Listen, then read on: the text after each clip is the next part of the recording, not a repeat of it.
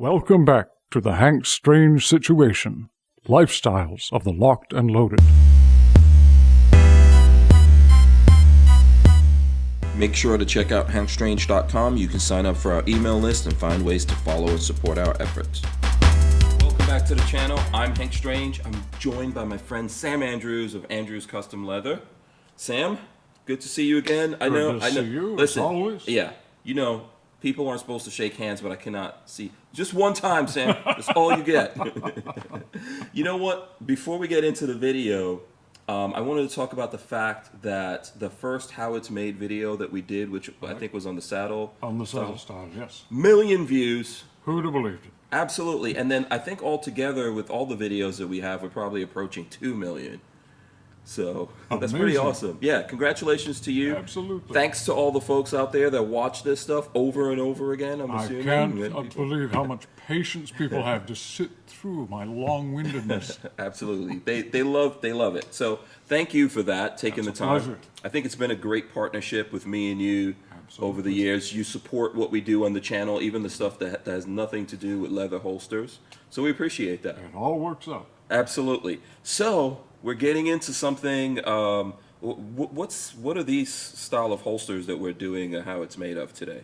These are the Springbreak shoulder holsters. Springbreak, okay. Most people will remember them from the very classic Dirty Harry movie, where Clint grabbed his big Model 29 and just cracked it right out the front. There's a spring closure on this style of holster holding the weapon in, so you don't have to make an exaggerated arm movement to draw a large weapon. So is there a thing that you have to click off or anything like that? You just drag it out? Or? Some of them will have a safety strap, and that's removable. It snaps on either side. Okay. Others just use the spring by themselves, and that's really up to the customer.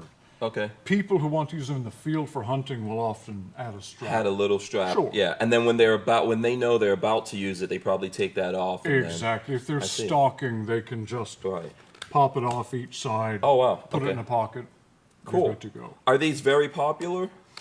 These are not as popular as our concealed style, the Monarch shoulder holsters. These are more specialized, more for handgun hunting or people who want to carry a large weapon for self-defense. Yeah, any of those Dirty Harry dudes out there. Absolutely.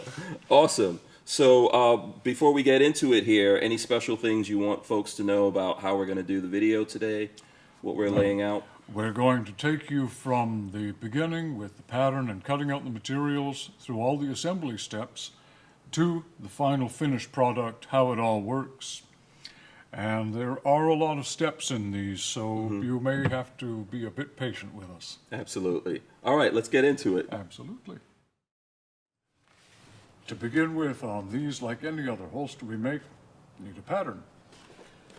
These have been developed over lots of trial and error, many years.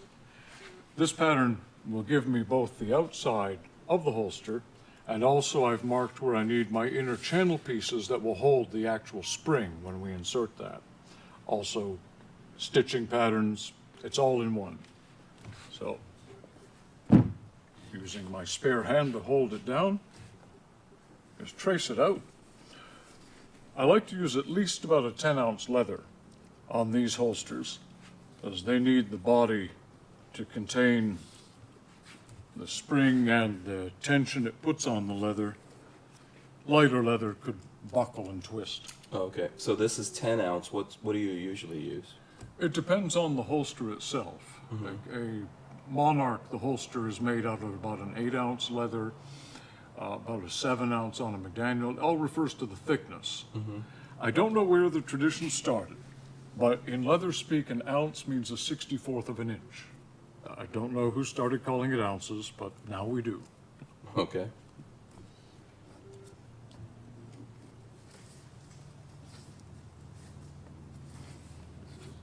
And just for anyone wondering about patterns, just because I know that comes up sometimes. Right. You obviously don't share your patterns, but we did do a video on how people can make patterns. My patterns are proprietary, and we did a video showing how to measure things and make patterns, so you can create your own.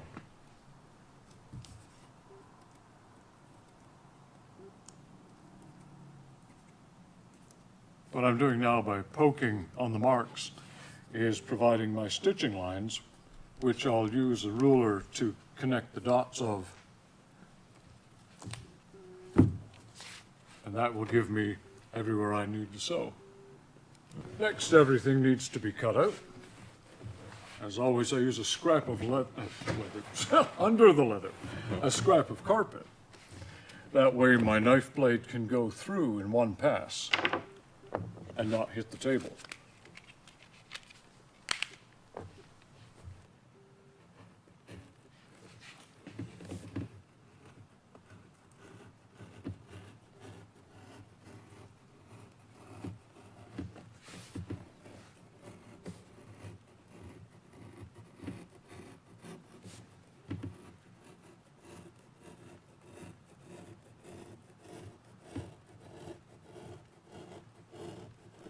Now, what's this glove doing?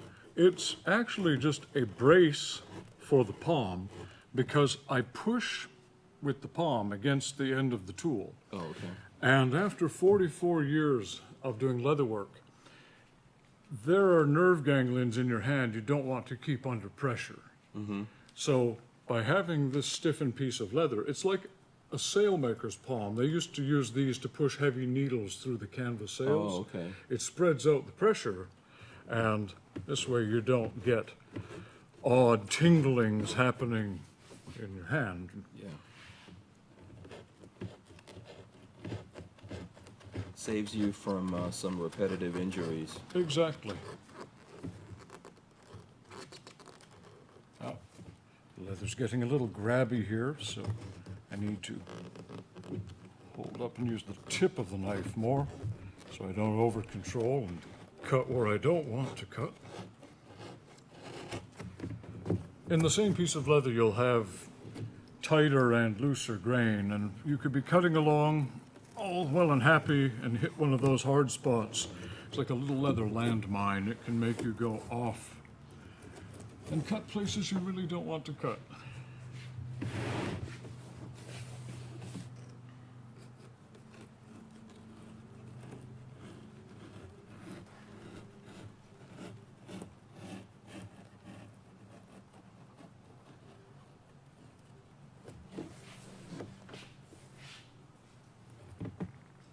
I like to use a corner of a table when I'm cutting out these larger pieces because that way you can swing around and get it from different angles. Because you always want to be cutting away from yourself. It makes it really difficult if you try to take corners and break your wrist and twist around. You lose the control. So it's better to move the work and always be cutting away.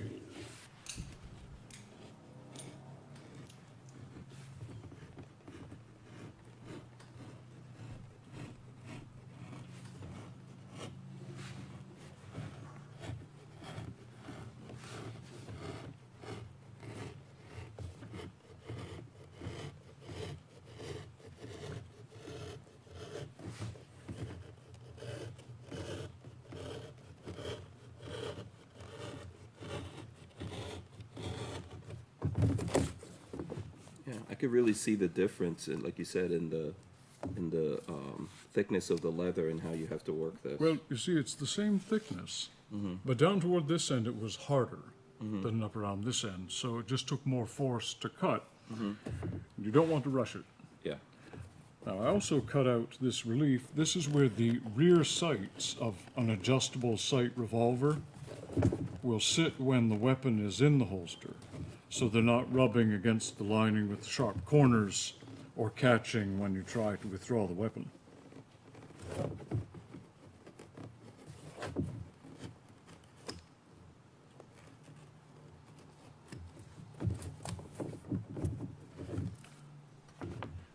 And we also need the belt strap.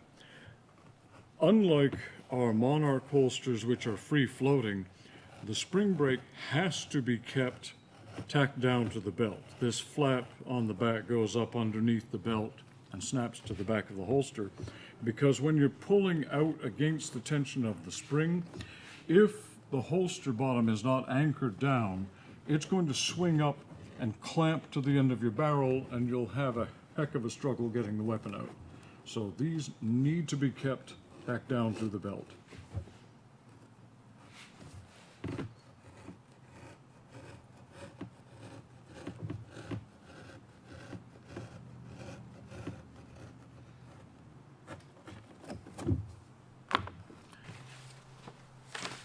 Next, we need to cut out the inner channels that hold the spring itself.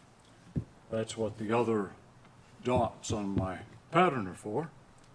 So I trace the outer edge, and I start pressing on these for my connect the dots. And this will complete the pattern that needs to be cut out. You could create separate patterns for these. I just find it easier to use it all on the same piece. That way they don't get lost and separated.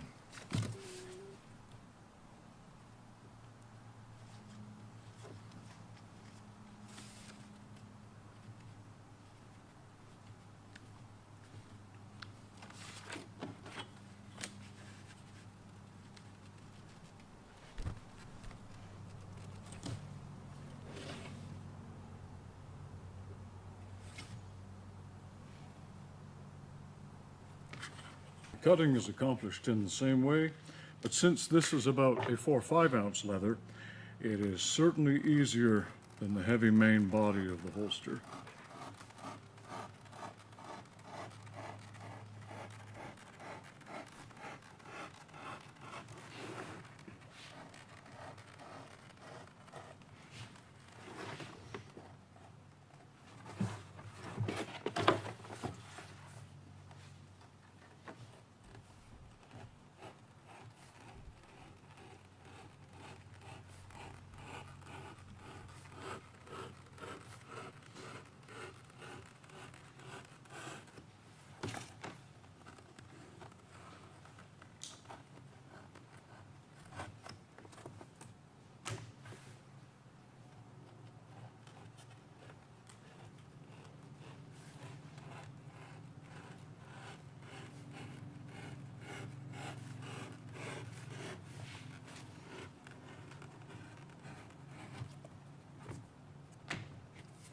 This gives us our main components that we need for the Springbreak, the interior supports, the belt flap, and the main body.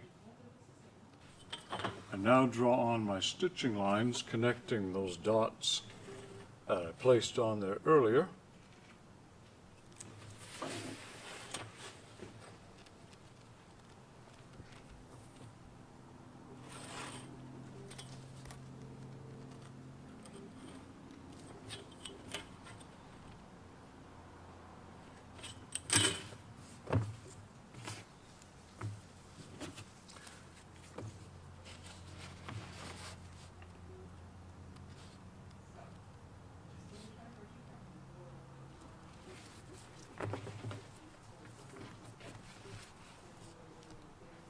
Just a quick thing. So obviously we're working here while the whole crisis is going on.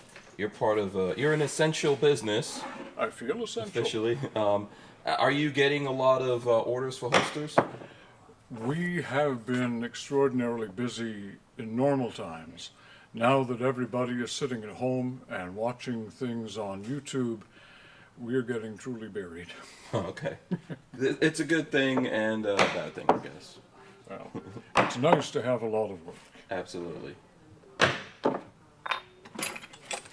Okay, so this is, we've seen some of this process before with these punches. These are just specific to this rig, right? Right. We need holes for the hardware, such as snaps. Then this is where the anchor is going to be the loop that holds the lower back strap. Mm-hmm. And then we need a slot down here for the belt flap to fit into.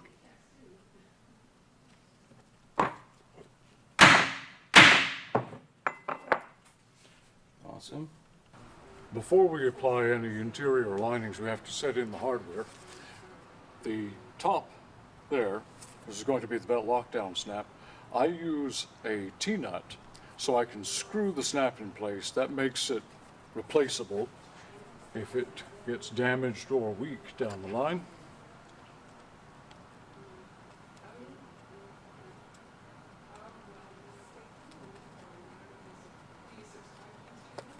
I put a screw in it to center it up in the hole.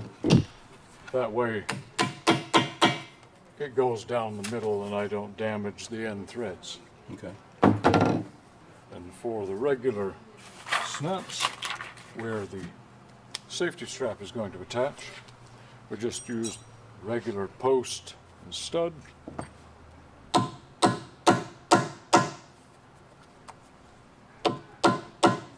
I learned the hard way not to just smack it with a huge blow, because often that will make it collapse to one side or the other. Tapping it down while keeping the setting tool really straight gives you an even spread, and it just gives a nice rolled score, and I don't end up having to drill it out and do it again. Okay.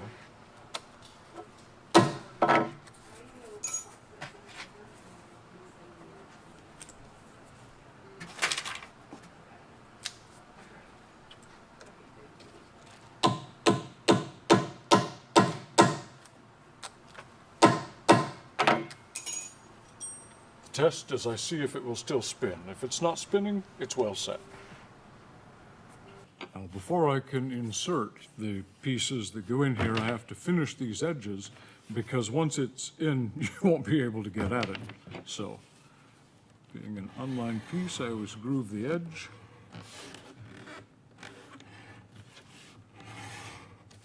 And then we give it a bevel fore and aft, get rid of that square edge.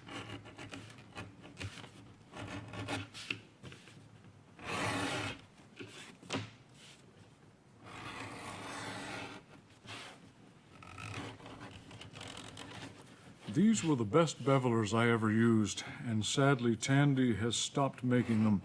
So we are trying to make these last as long as we can, sharpening them endlessly, but eventually we'll have to adapt to something else. It's a shame. Good tools make a great deal of difference in the work. And now I have to slick this before I can insert it, get the edges all laid down with a hard round edge. So first to the power slicker. And now for something completely different. Now we'll be slicking on the machine. You can do all this by hand, but to get the initial 80% of the slick on the machine saves a lot of time and effort. It's just an aluminum arbor with different size slots that we've cut in and polished out. Really makes the edging go more quickly. You have to make sure it's good and wet, so you don't get leather bits adhering.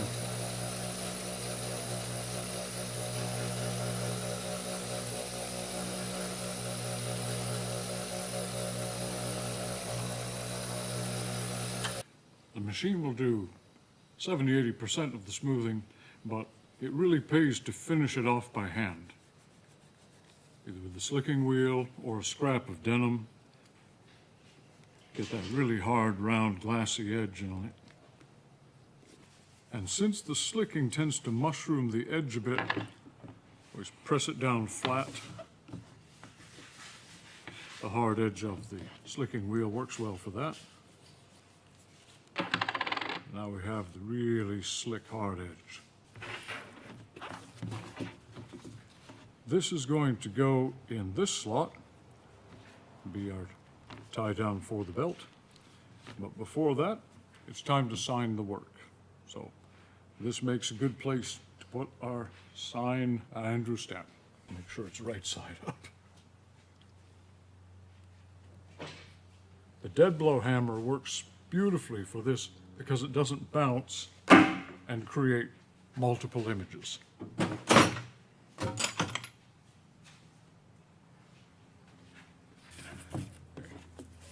Now's the time to position the channels for the spring itself inside. I look at the stitching guideline that I've placed on the outside of the holster, make sure my edge is above it, so I'm not stitching off the edge of the leather, and trace it on the inside, front piece and the rear piece. So we'll know where to apply the glue. But before I can put these on, have to include the anchor for the lower back strap. We set that tab through there. Make sure you can swing the D-ring. And also make sure that the leather will come up to the gluing line so that when we do stitch it, stitches will run across there and secure it in place. The same goes for the belt tie down. It's a very snug fit in this slot. Now that we have these tabs inserted, I just give them a little glue to tack them down in place. Don't want it shifting when you're doing the stitching.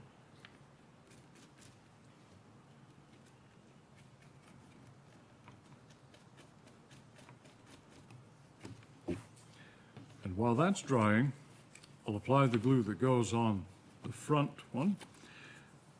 In this case, you only want to get glue along the edge. The center has to be kept dry because that's creating the channel that the spring is going to slide up inside when we insert it. So actually making a tunnel.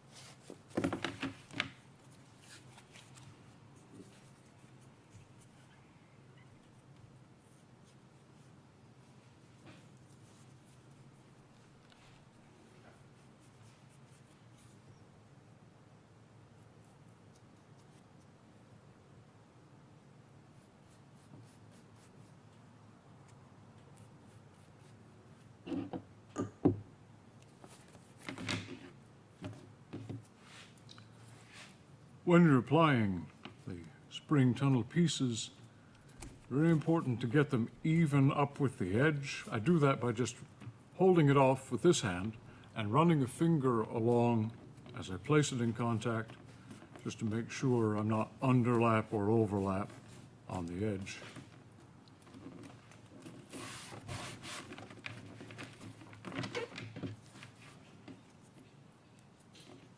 While this glue is still a little too wet to put together, I'm going to skive down a bit on the foot of the belt loop here, just to get rid of that really square bottom, make everything else fit more evenly. Just the same as the front. To apply the spring channel piece here, I run my thumb down the edge to make sure we're coming up even. It's going to overlap a bit on the foot of the belt flap, which is why it's got to be installed before you put on these pieces. Now, as this is a revolver holster, we create a pocket for the cylinder so it will sit on the cylinder edge. And to do that, place a couple of strips of leather on the inside to create that shelf. So I look on this side, get my pen lined up with the mark I made, and that gives me the middle part of where the stitch is going to go, so that I'll be stitching through the center of these and not coming off the edge. So they face each other on each side. Create that shelf for my cylinder. Dab glue on each. And since all of this is going to be covered by the lining, we don't have to be too careful about if you get a little too much glue on. It's all going to get covered up.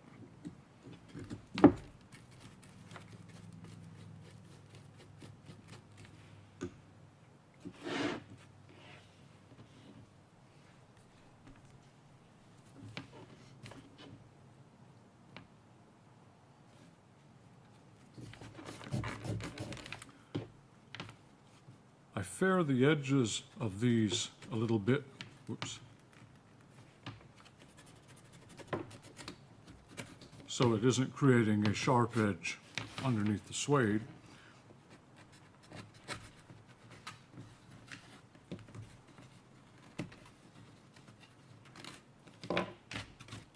So they just round off on the edges. Now, being that this is going to bend over and hold the spring, we have to make sure that the two pieces can't collapse. So we use a metal reinforcement, both top and bottom, that will go in between the leather and the lining to keep it rigid so it can't collapse one edge over the other. Now, I find that just galvanized roof flashing, which you can pick up from Home Depot or hardware, works absolutely wonderfully for this. Easy to cut, easy to shape, and does the job perfectly.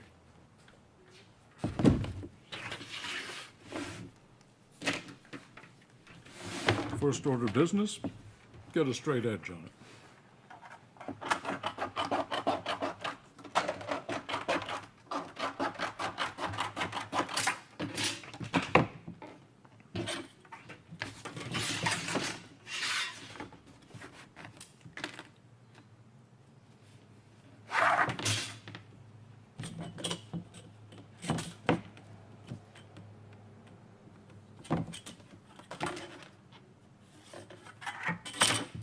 This is actually much bigger than I'm going to need, but it allows me to move it up and down as it's slightly truncated and get it fit. There we go. Need to take off a little more on that edge. This is mostly just done by eye, as this is so easy to cut. There we go. You want to fill in the space between the cylinder shelves and the top of the belt loop because stitching is going to run across there and you don't want metal when you're going to be stitching. That can bring things to a very abrupt and unpleasant halt.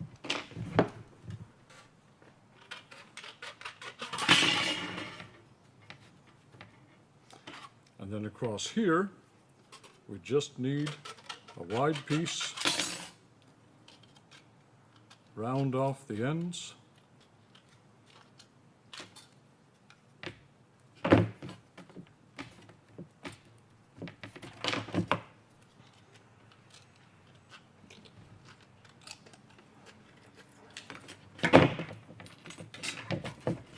And I do take the corners off these just so nothing pointy is left inside that perhaps over years could wear through leather.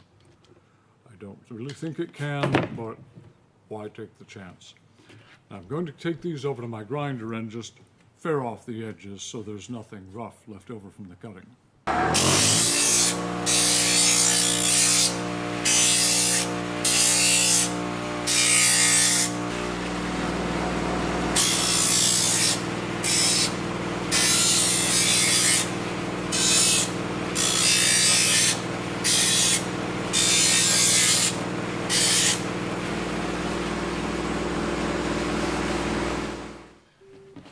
Now, before I put this piece in, the part that goes down, I put a couple little relief cuts in it because this edge needs to be able to flex and curl, and that just seems to create less of a strain on the leather that it's going onto.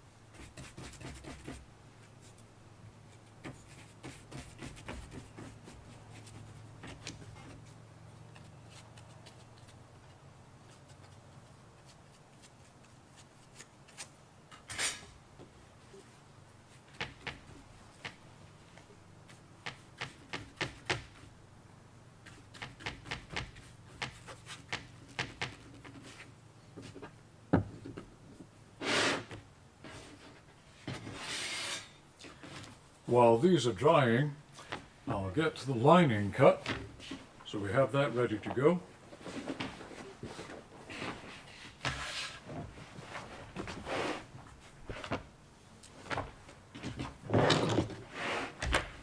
Most of these I like to use about a 4 or 5 ounce suede. That gives you a very good and tough interior that won't wear through with years of pulling the weapon out between the spring-loaded edges, and protects the finish from undue wear.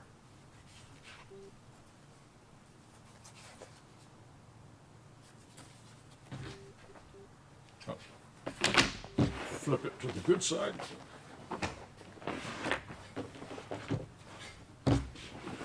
Getting myself turned around.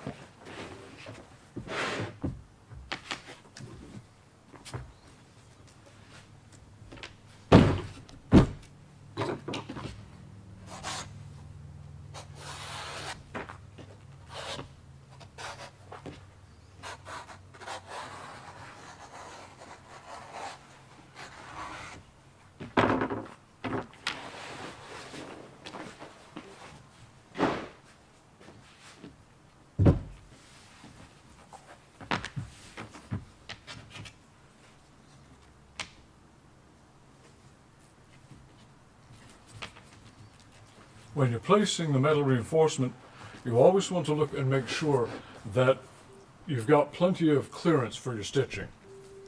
Again, contacting metal with your sewing machine probably voids the warranty and isn't going to help anything in your project.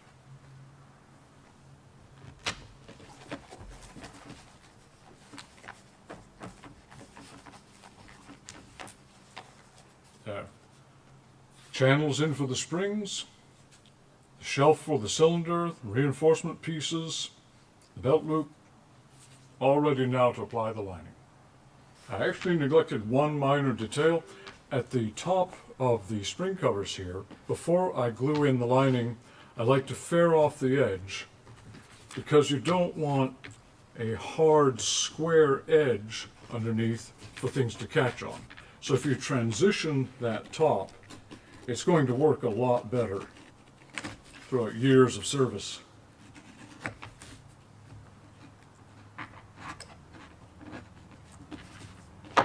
There, these are faired down.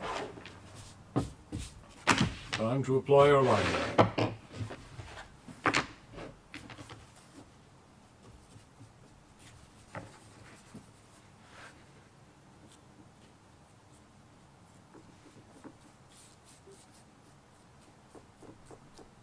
Oh, a note on gluing.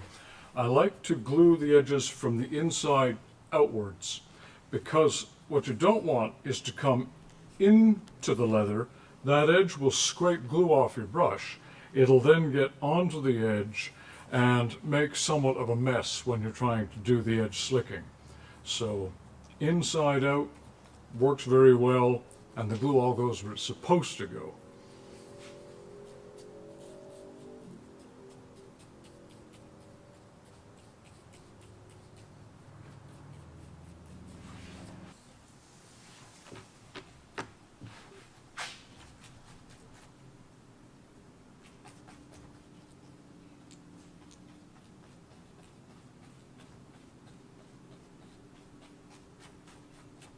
Oh yeah, I could smell that. We don't have smell-o-vision, but that stuff is Ooh, it's potent. pungent. You want to use barge cement in really well ventilated areas. It's full of chemicals which are very bad for you.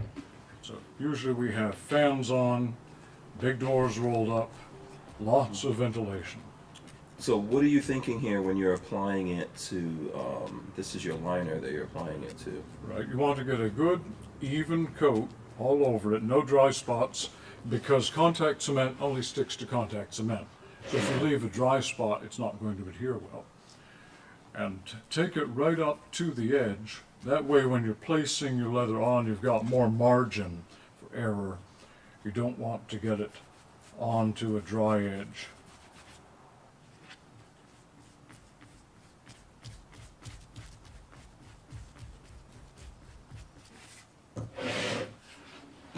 And now we let that sit for a moment before we put them together. it has to get a little bit tacky if you're going to get a really good bond on it. Now that the lining has had a chance to dry and adhere well, I need to trim it off. Before I get around the side, I have to trim out here for the sight relief. It's a bit tricky. You want to hold it up off the table and keep your finger behind, but try to keep the finger and the knife separate.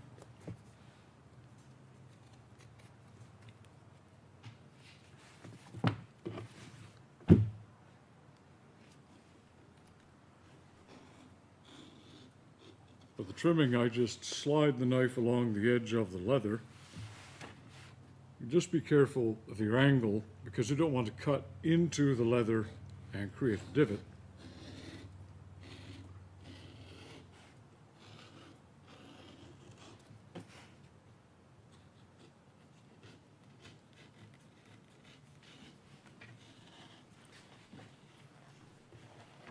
I keep the edge of the leather close to the table. You don't want it out here where it's going to wiggle up and down a lot. You lose the control.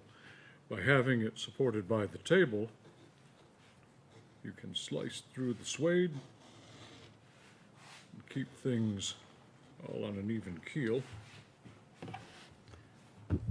The lead just helps me like a third hand, so it's not trying to slide off.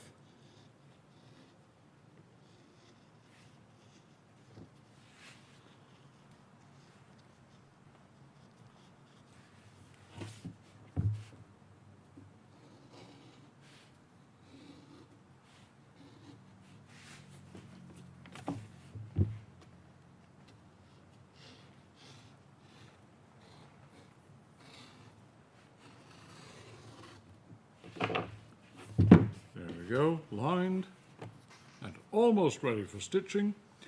In order to true up the edges, because we have multiple layers, we want to take it first to the belt sander and get everything flat and even.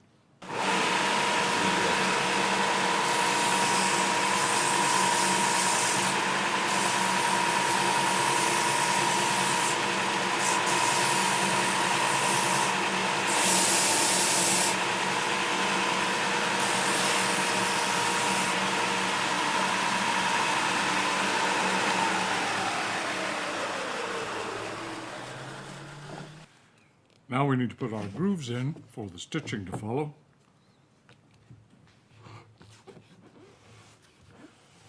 With the groover, for control, it's best to pull it straight toward you, so much better to move the work than to try and turn your hand.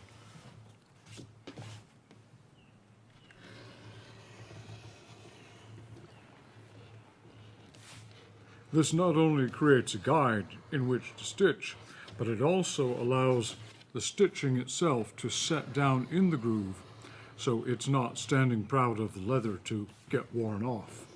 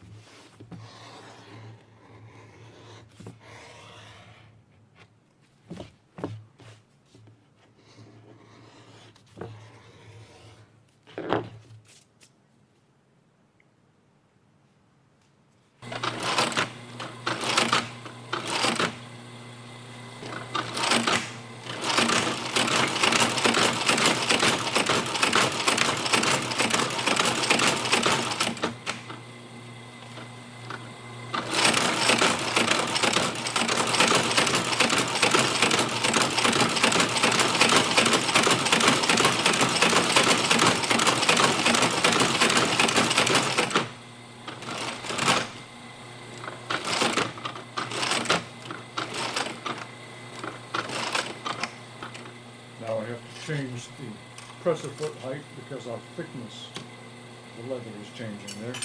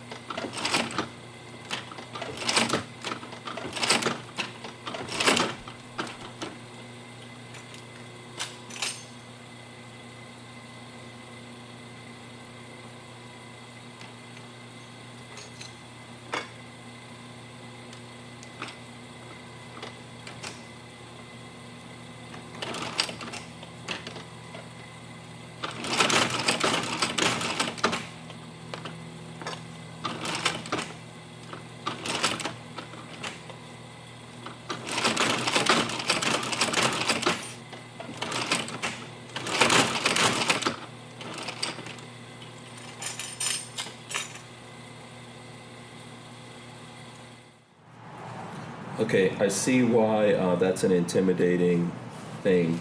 The sewing machine. It's really like a dance that you have to be experienced to do. Well, on this one, it's more difficult than most because you've got so many multiple layers. You're going from thick to thin and back again. And you have to make sure that the presser foot is not squeezing too tightly to let it advance, because the needle is actually pulling it through. It comes up, moves over, and goes down. And so if the presser foot's too tight, it won't allow the needle to drag the leather through. So you just learn by doing where it needs help. And it's a lot like playing concert piano. For trimming the threads, I found a scalpel is an excellent tool. You can also use the point X-Acto knife, but these just really cut beautifully. And the trick is to get the point down in the hole with the thread, so we're cutting it off rather below flush and not leaving any little tufts of thread sticking out.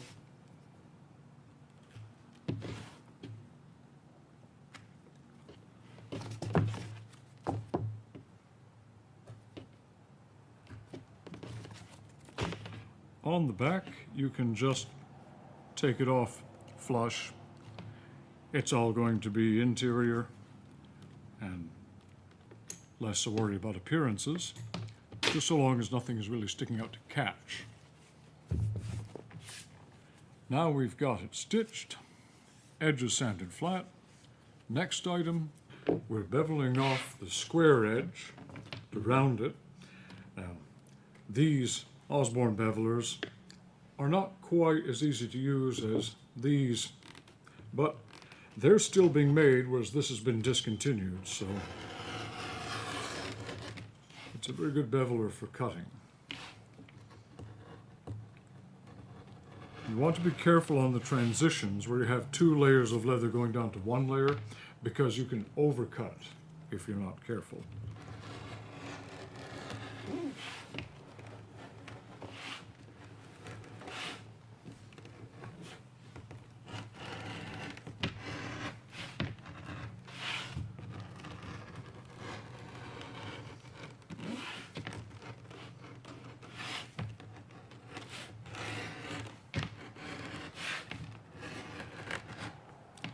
Now right here, this makes the edge kind of like a hobby horse, so I'll frequently take it to the edge of the table so it's all laying flat, and I have the bumpy side off there.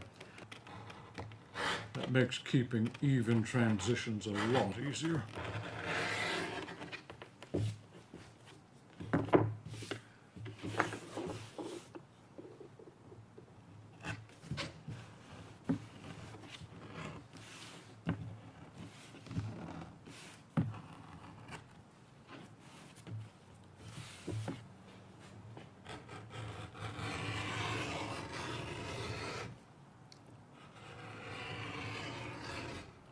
Because this is really thick, I bevel it at 2 angles. One to get the major part of it, and then I flatten out my angle again just to get the little ridge that was left on top.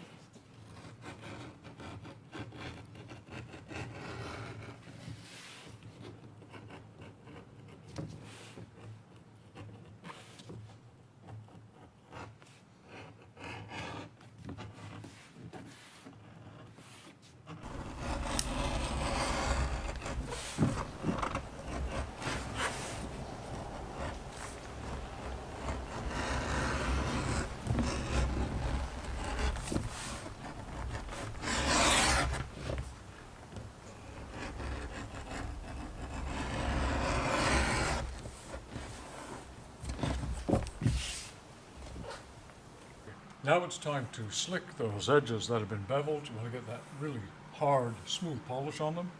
So give it a good wetting down.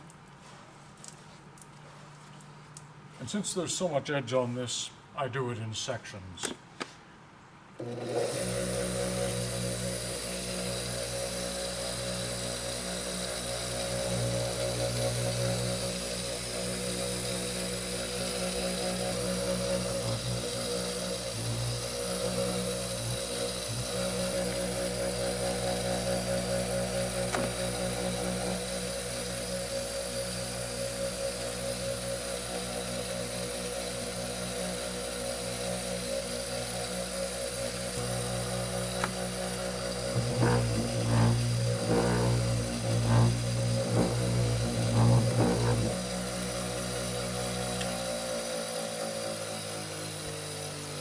it's ready for the hand slicking. Now that we have the machine slicking done, that's done 80% of laying the edge down.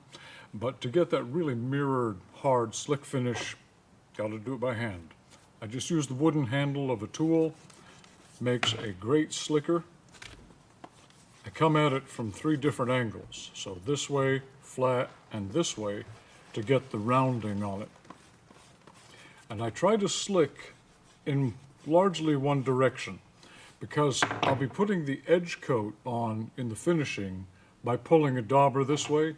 So if you bring all your fibers in this direction when you're doing the slicking, everything lays down and is smooth in that direction instead of scrubbing back and forth, which can, with looser leather, defeat your purpose.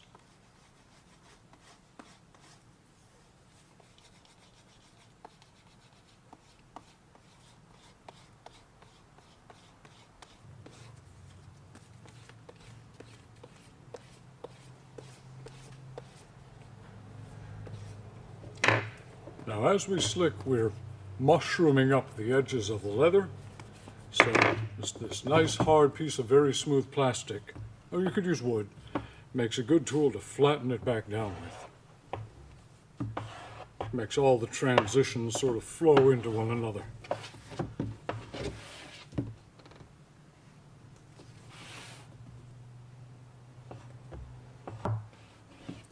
Oh, one useful trick, if you're using leather which is somewhat grainy on the hairy edge, keeps on standing up, take a rag of coarse cloth, denim or canvas works really well, bunch up the cloth and pull the cloth in a polishing motion in one direction, and that also works well to lay it down.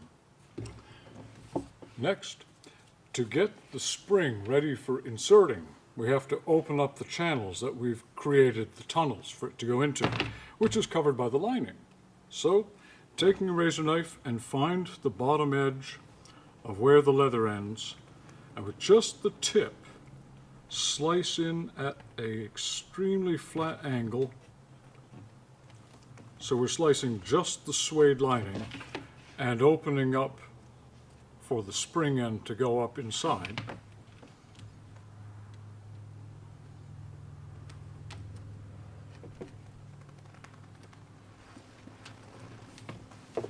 Now, in order for the spring to be able to fit without a monstrous fight, you have to open it up.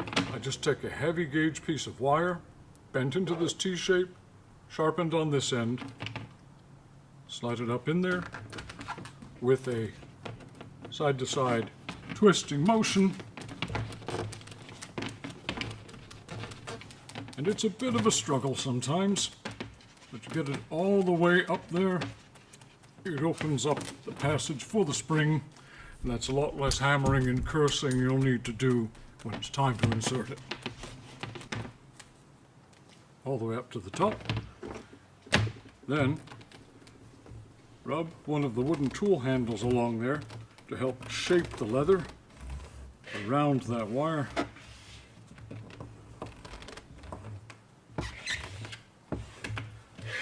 We're going to do this on both sides and open it up for easy spring installation.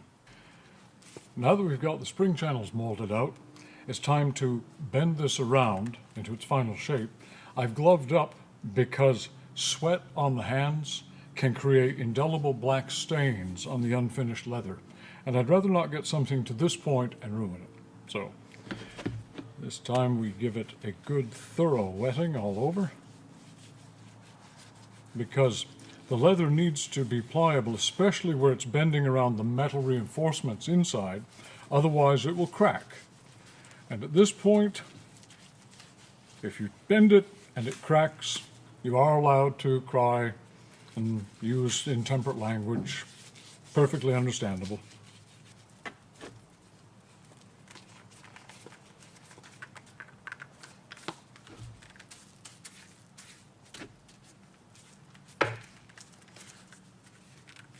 I sort of gentle it into the bend bit by bit. You don't want to just crunch down on it because you can get splitting. And we do want to avoid splitting the leather at all costs. So just get it rolled around Gently squeezing it down. Doesn't hurt to add more water. Keep it pliable, keep it stretchy.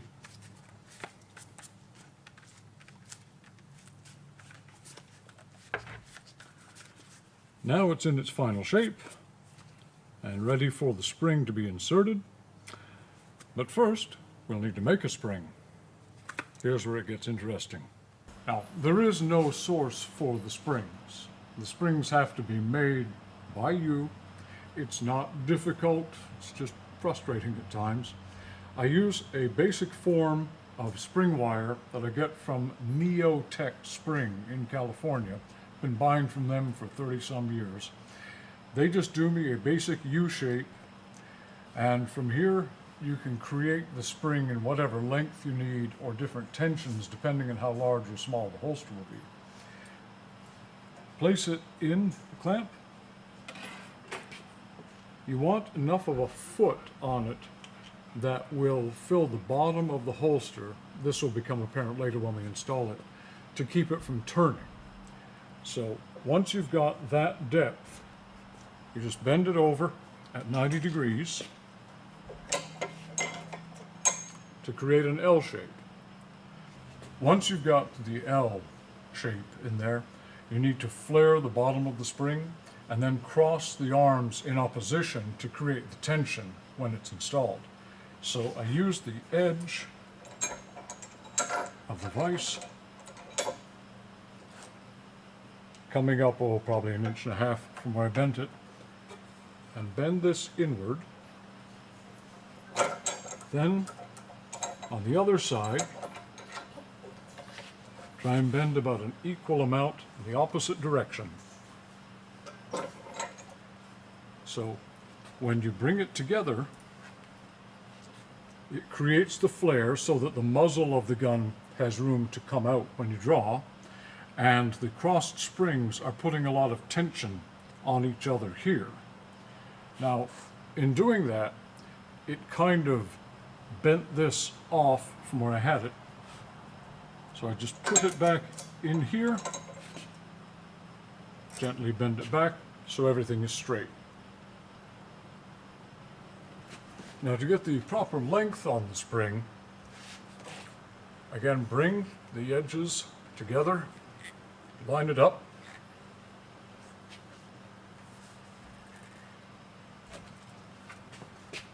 You need enough room at the bottom to sew it shut without the spring interfering. So I just walk my fingers up here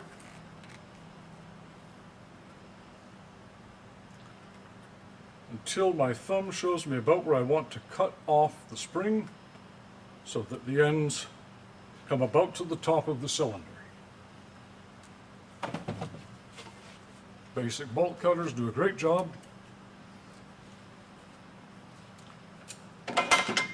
That put a little mark on each side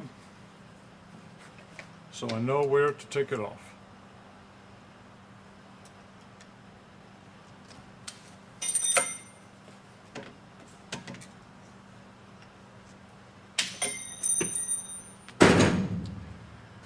Now, since these are going to be slid up inside the pockets we created, they have to be rounded off. Right now they're very jagged and sharp and they would catch on the inside leather. So we're going to go to the grinder and just try to round these as much as we can.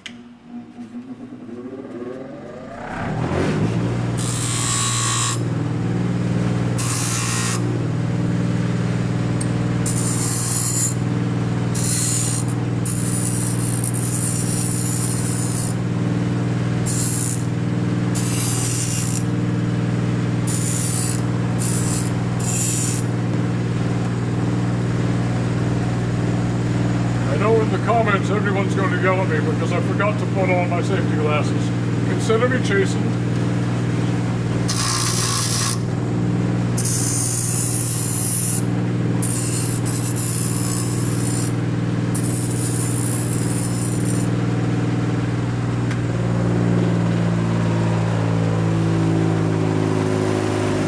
Final little bit of bending is to bring the ends just in a touch, so that when they're together, they're flaring a little bit out at the top to allow the gun to slide in.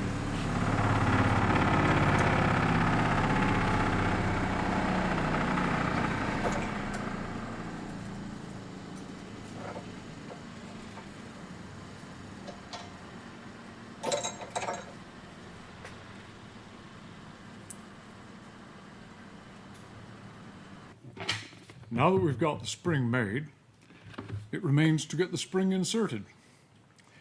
This took a little trial and error to figure out. First, you got to get the ends of the spring up into the little pockets we created, kind of work it up as far as it'll go. Now, I know a lot of you at this point are saying, wait a minute, it's backwards. Well spotted. That has to be to get it in there, and then you turn it 90 degrees and start working it up. At some point, it's just not going to go. That is where we use the personal percussive device.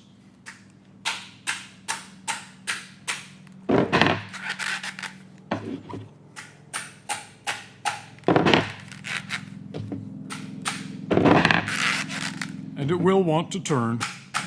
Just have to keep persuading it back where it needs to be.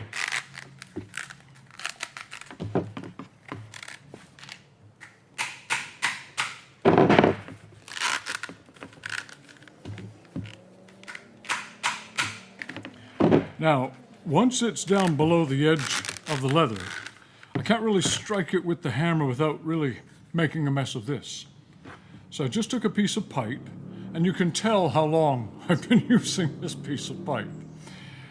Hold that on the edges there, and use it to persuade our recalcitrant spring down far enough that we can actually get a welt in between the edges and sew it shut.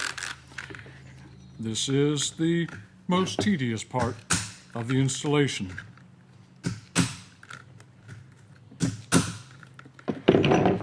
As right now, it's really gripping and really, really reluctant to move.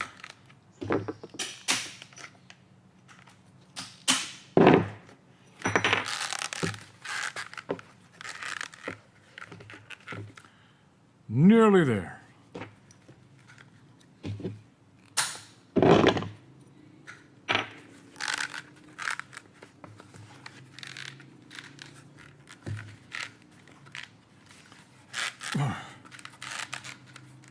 And people wonder why these holsters cost a lot.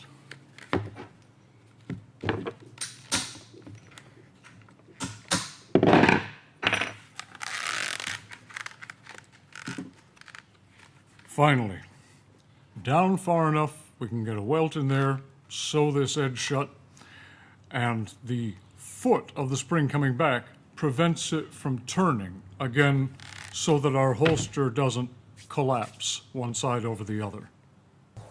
Now that we have it sunk into the proper length, we need to make a welt to fill in the space. Piece of leather about the same weight as we cut the holster out of, about 10 ounce. Going in here.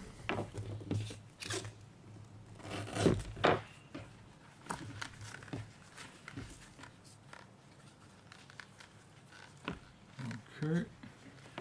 Need to make a little relief for the end of the spring. This is just sort of cut and paste, try until it sits where you want it. And I trace out the edge.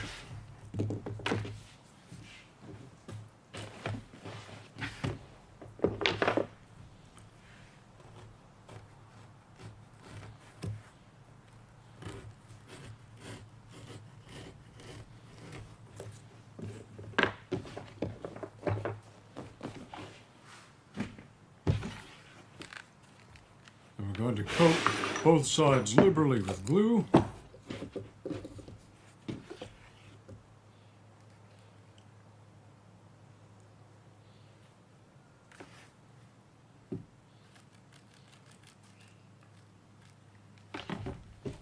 We'll need to give that a minute to get tacky so we can hammer it together.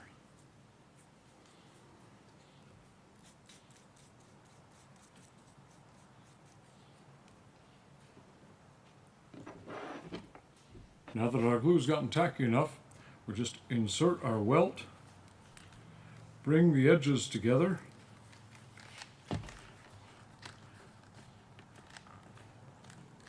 once it's in place, persuade it. I use again this rubber dead blow hammer. which doesn't mar up the leather.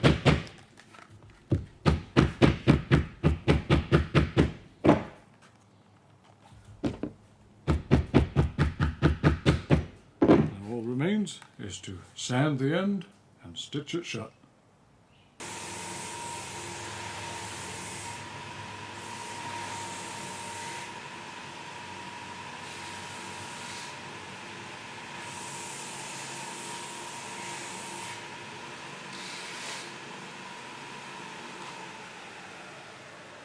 In order to stitch this, I have to have it laying out sideways, and this door gets in the way, so we first stitch started. When you're running something this thick, it doesn't leave you a lot of room for your fingers. There we go. First stitch in.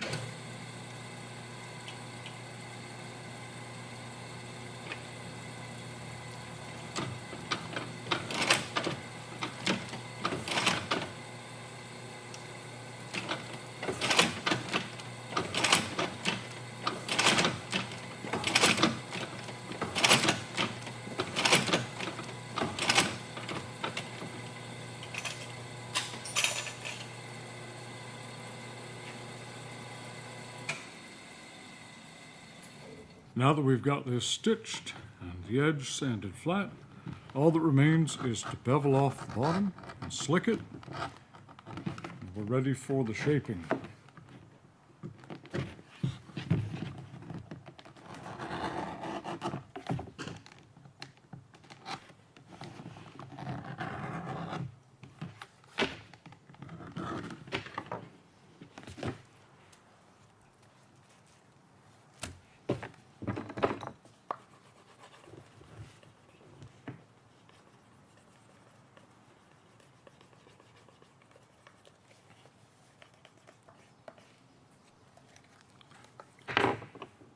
There we have, all assembled, our Springbreak shoulder holster. We're going to shape it to the weapon by wetting the leather and putting the dummy gun in. However, these don't get boned the way other simpler holsters do. For one thing, it's filled with metal. Very hard to get an impression through that. Well, everything in this one evolves on the spring to hold the weapon. So we just want to make sure that the cylinder recesses are shaped and that the gun sits at the proper depth. Now, to get it to shape, we need to wet the leather down again. I like to get an even coating of water on here. If I don't get an even coat on, you can have watermark stains. So by covering it completely, when you do the finish, you're going to have one completely even color. Take the weapon that's going to fit, place it all the way down in. I could feel the cylinder recess catch the gun as it came to that depth. So what I do with my thumbs is I just press in on the leather underneath the cylinder edge on both sides, just so that as it dries, it's going to keep that grip that holds the gun in place. This will now go out in the sun for a good day or two and get thoroughly dry before the color is applied. All right, guys, so Sam, the next step from what we just did there is you put it out in the sun, right? Exactly. The holster has to dry for a day or two before we can put the finish on it. And with constraints of time, we don't have 2 days to stand around and wait. Right, absolutely not. What we would do, the next step would be to apply edge coat, which is the dark edge finish here. And then we can color them either with the oil finish, which is pretty well the favorite. Dyes like cordovan, this is a very dark oxblood, black, which is black, and then harnesses either black or brown to go with. Once that color is on, attach the rigging, and you've got a complete rig. So before we go over options, I guess are one of the options here that you can have this carved? You could carve a design one. into You it? could Okay. have stamping designs. Some people like initials and letters. Okay. That's just You've up got to some the options customer. there, right? Absolutely. Okay. And then what are the other options? Because I think I noticed. Did you say these were cylinders over here? Speed in loaders. This, speed loaders in this rig. Okay. Well, we can do them either as a single rig. This is a solo rig where you're just going to be wearing the gun. And you've got elastic going around the other shoulder to Is that what this is yes, here? Okay. hold the harness on. Oh, okay. And then we can also put them on the Monarch rig, same double-sided rig as our more famous holster. And that allows you to have an ammunition side and a weapon side. Okay. In this case, it's an automatic with magazines. This one is a revolver, has speed loaders. This fellow also wanted his knife on the Knife, back nice. of the loaders. Yeah. So I know you only do a few different knives, right? So what knife options can Well, you get? he there? actually sent me his knife. Oh, he sent his knife. So I you mean, made it. standard we do the Smith & Wesson dagger, the Mini K-bar, and the Tanto. Okay. If it's something else, someone could send it in under certain circumstances. As long as it's got a shape that we can use, it has to have enough of a handguard Okay. for something to get under and secured in place. Oh, okay. All right, there you go. So typically, what guns do you see people using with this setup? For these type of holsters, you mostly see the larger guns, long-barreled revolvers, Desert Eagles, something at least a 5-inch barreled automatic, Okay. and some of them we make up to 10-inch barrels. Okay. It just depends on what's asked for. Oh, okay. Have you ever made any of these for movies? Not this model.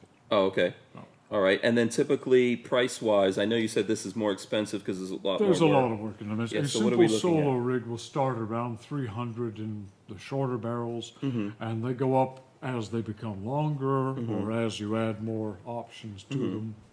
All right, awesome. So what would be the things that someone needs to know before they're ordering this? I know you've got lots of different things, so they need to call you up. Do Call they me need to up. look at something first? Once they've looked at the options available on the catalog at andrewsleather.com, then call me up. We can discuss options. I can give you different ways it can be set up. Imagination is the limit. Right, absolutely. Okay, cool. Is there anything else we need to know? That pretty well covers the Yes. Springbreak holster. Yeah, that's very cool. My mind has been opened to different things that we've seen here. Lots of creativity going into this, actually, with like metal inserts and Right. how you make the spring and all that. Hopefully, you guys out there appreciate it. It actually took a little bit longer than other holsters This to is get a made. time-consuming holster to make. Yeah, There's absolutely. no way to rush these. Yeah. Okay, very good. So we're going to call it a wrap on this one. We'll do some other videos here. You guys leave your comments. Let us know what you think about this. If you've got some questions for Sam, Sam does come in from time to time and check the channel here, answer questions. I would ask everyone to smash that thumbs up button, subscribe to the channel, ring the bell so you can be notified every time we go live. Absolutely. Well, every time we post a video. Every time we post a video. As well as check out hankstrange.com. And where exactly do the folks need to go to in order to order or find out details? Well, they can call us directly at the shop. It's 904-679-4997. You can look at our catalog at andrewsleather.com, and you can see all the things we're making on the Hank Strange channel. Awesome. All right, let's fist bump out of here. All right, we're out. Make sure to check out hankstrange.com. You can sign up for our email list and find ways to follow and support our efforts.